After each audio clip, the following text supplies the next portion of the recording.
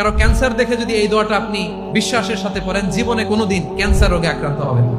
দুর্ঘটনা দেখে যদি পড়েন, ওই দুর্ঘটনা আপনাকে স্পর্শ করবে না। যে কোনো কারো বিপদ দেখে যদি কোনো বিশ্বাসী বান্দা এই দোয়া পড়ে, বিশ্বনবী বলেন লাম ইউসিবহু যালিকাল বালা, ওই বিপদ তাকে আর ধরবে না। উফিয়া মিনহু মিন যালিকাল বালা কাইনাম মা কান, সে যতদিন হায়াত পাবে কোনোদিন ওই বিপদ তাকে স্পর্শ করবে না।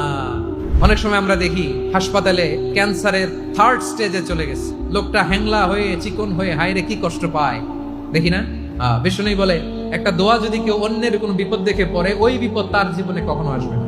অনেক সময় হয় যে আমরা মহাসড়ক দিয়ে যখন চড়ি, দুর্ঘটনায় আইরে আল্লাহ, দুর্ঘটনায় মানুষের মাথা একদিকে দেহ আরেকদিকে, এরকম হয় না? আল্লাহ তুমি হেফাজত করো। বিশ্বনবী বলেন এই দুর্ঘটনা দেখে কেউ যদি এই দোয়াটা পড়ে, তার জীবনে সে কোনোদিন এরকম অ্যাক্সিডেন্টের সম্মুখীন হবে না।